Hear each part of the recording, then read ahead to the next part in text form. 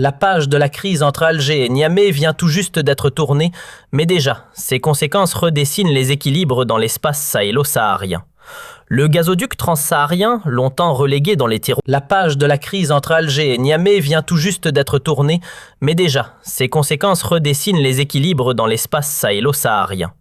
Le gazoduc transsaharien, longtemps relégué dans les tiroirs des projets ambitieux, s'impose désormais comme l'axe structurant de cette nouvelle ère, et dans le même souffle, il relègue au rang de chimère médiatique le fameux projet promu par le Maxin, tandis que Paris voit s'évanouir ses illusions d'un retour discret par la coulisse. Le rapprochement récent entre les deux capitales ne laisse guère de place au doute. Une époque de crispation cède la place à un réalisme géopolitique où les intérêts mutuels, surtout dans le domaine énergétique, dictent l'agenda.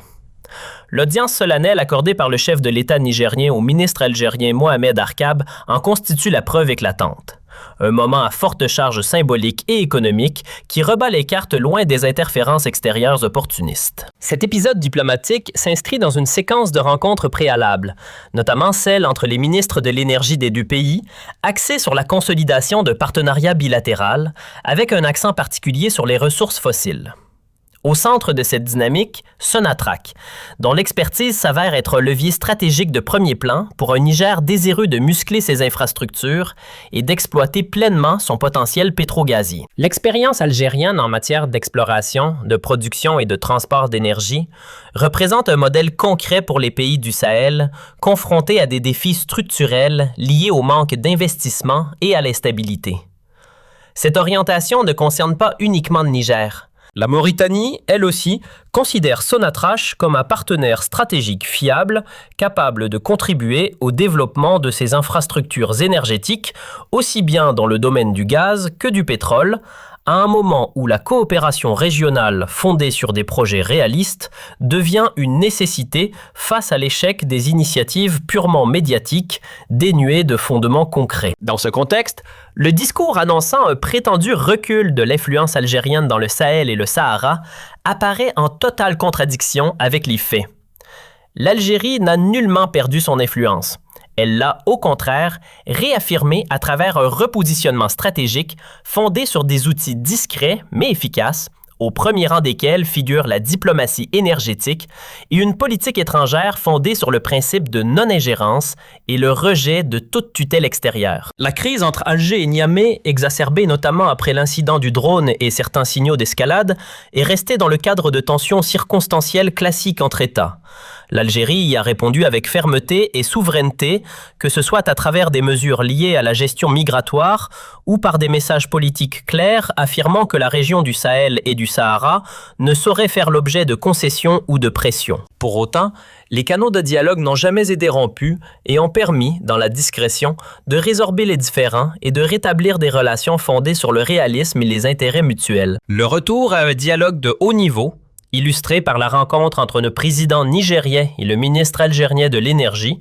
puis par le déplacement direct de ce dernier à Alger pour participer à d'autres réunions stratégiques, parallèlement à sa participation à une rencontre avec Massad Boulos, démontre que la coopération engagée dépasse largement le cadre technique pour s'inscrire dans une recomposition stratégique régionale de grande ampleur. Contrairement aux informations relayées par certains médias, il ne s'agit pas simplement du développement d'un champ pétrolier, mais bien d'une relance sérieuse du projet du gazoduc transsaharien reliant le Nigeria à l'Algérie via le Niger.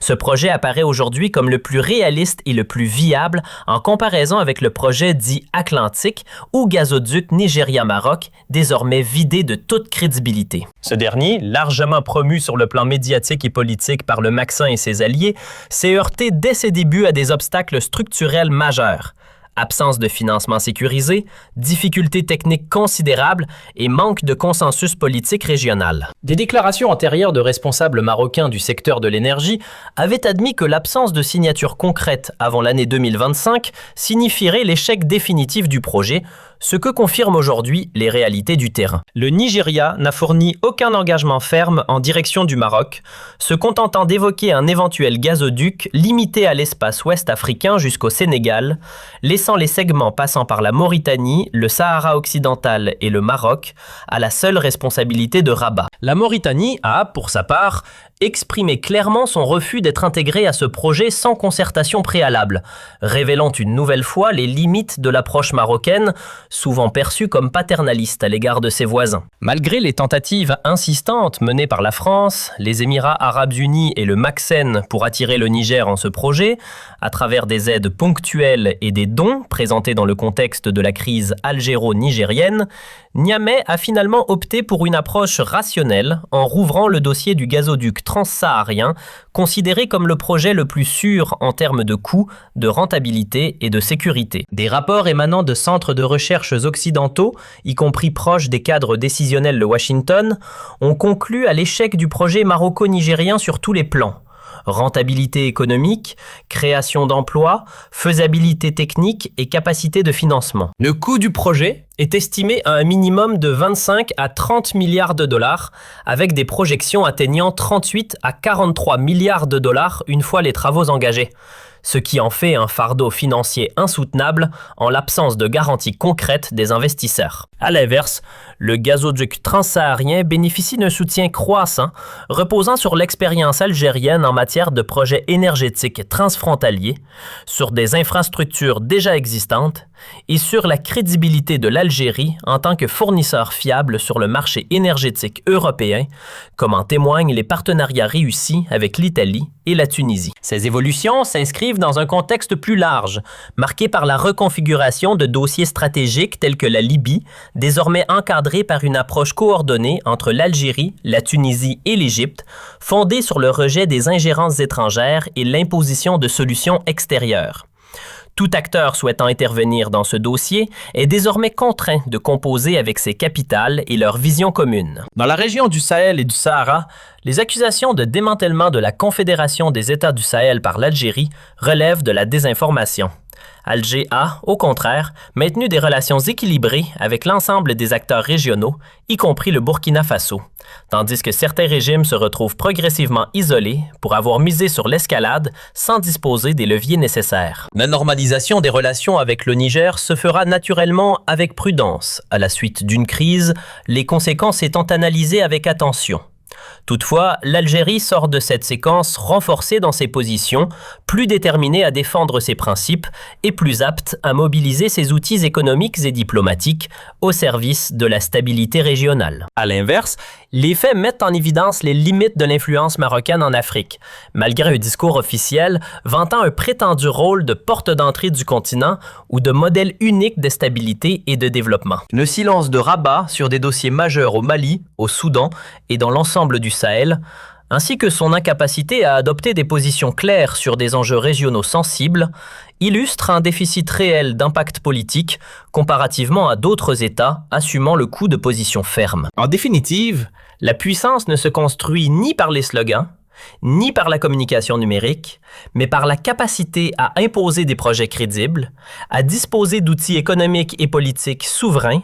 et à assumer pleinement les conséquences des choix stratégiques. Dans cette perspective, le gazoduc transsaharien dépasse désormais le simple cadre énergétique pour devenir le symbole d'une nouvelle phase régionale où les illusions s'effondrent, les ambitions néocoloniales se heurtent à la réalité et les équilibres géopolitiques se redessinent au profit des intérêts réels des peuples de la région. Ce qui se déroule aujourd'hui dans la région ne relève pas d'un simple rapprochement conjoncturel entre deux États voisins, suivi d'une rencontre protocolaire ou d'un réchauffement progressif des relations.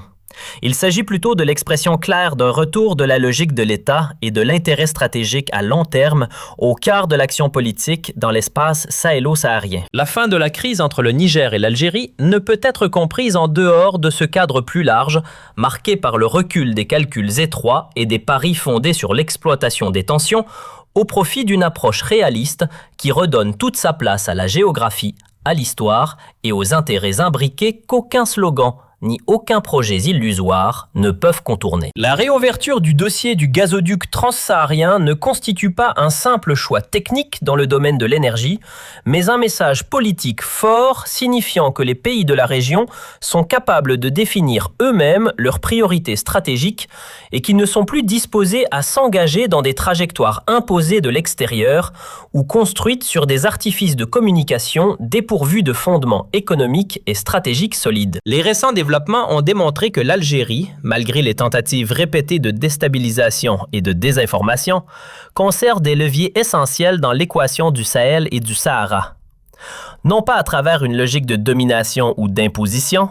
mais grâce à une combinaison de constance politique, de profondeur géographique et d'expertise accumulée, notamment dans le secteur énergétique. Ces éléments ont fait de l'Algérie un partenaire incontournable pour le Niger, comme pour d'autres pays de la région,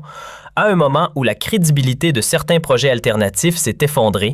incapable de dépasser le stade de l'annonce médiatique pour accéder à celui de la réalisation concrète. Les grands projets ne se mesurent ni au nombre de cartes virtuelles, ni à l'intensité de la promotion politique, mais à leur faisabilité réelle, à leur capacité à mobiliser des financements durables et au niveau de consensus régional qu'ils parviennent à susciter.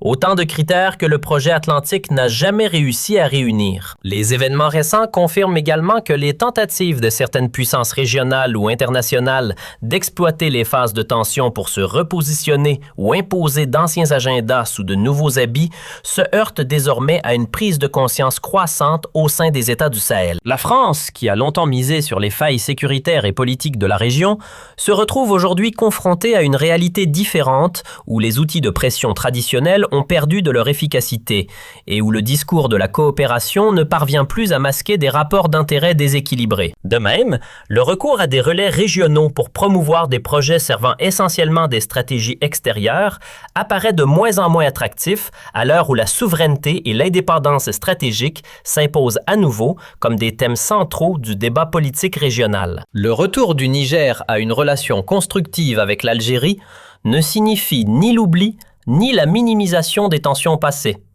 mais reflète une maturité politique fondée sur la distinction entre les différents conjoncturels et les intérêts structurels. Les États en quête de stabilité ne bâtissent pas leur politique sur des réactions émotionnelles ou immédiates, mais sur des calculs